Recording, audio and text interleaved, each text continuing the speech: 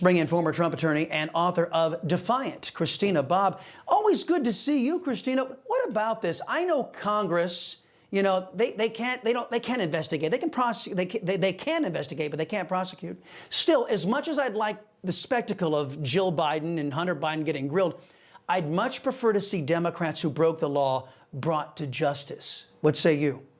I completely agree with you 100%. And thank you so much for your monologue, particularly calling out Republicans, because this is 100% a Republican problem.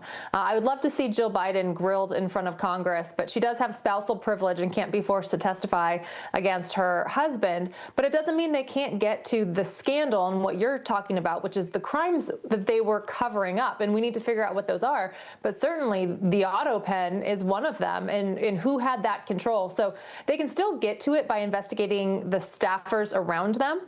Now, if you remember, Peter Navarro, who tried to exert executive privilege when he was questioned, ended up going to jail despite the fact that he had executive privilege.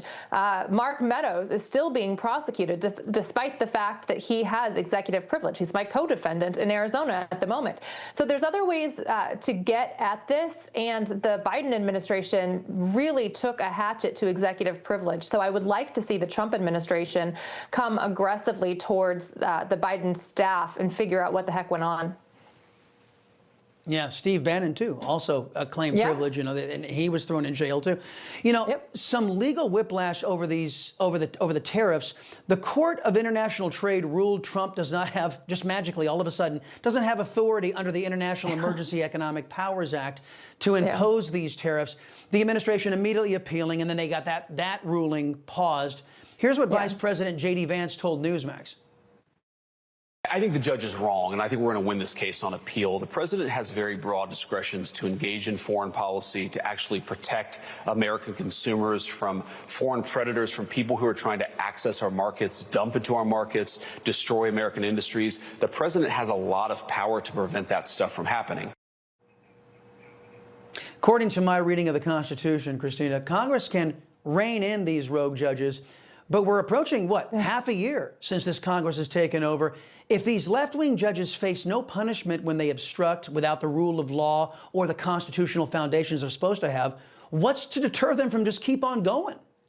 Yeah, it's out of control and they need to be reined in. It can be done by Congress, but I really place the blame on the Supreme Court, and Chief Justice Roberts is looking like he's going to go down in history as the worst Chief Justice in the history of this nation. The Supreme Court could also solve this problem with a very clear, concise ruling that would eliminate all of this discussion, and they haven't done it. They have some schizophrenic rulings that have come out, and he could end this, and he just hasn't. So I think the Supreme Court needs to come down hard. I think Congress needs to step in, and the White House has already said that they could weigh in on this. But these low-level, no-name judges need to be reined in.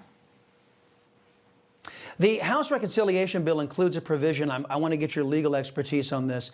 It says it will restore the court's proper role. If passed, it will stop federal courts, including the Supreme Court, from enforcing contempt orders unless the plaintiffs have posted a monetary bond, which rarely happens in cases against the government. Walk us through how this might slow down these rogue judges. Well, the way that these judges are stopping the Trump agenda is to hold them in contempt, which holds them up and holds up their ability to proceed forward with what they're trying to do. So eliminating that resource, that card to play from the lower courts would eliminate that obstacle for the administration. They could continue to move forward without being held up by these lower courts claiming contempt. So it basically eliminates a weapon that these courts can use against the administration. So it would be very helpful. Yeah, that left wing. You know, folks, I thank God for my wonderful wife, my kids, my country, the greatest nation ever. And Americans like you who believe in the truth, the Chris Salcedo Show will never stop fighting for you. The Chris Salcedo Show, for the news you need to know.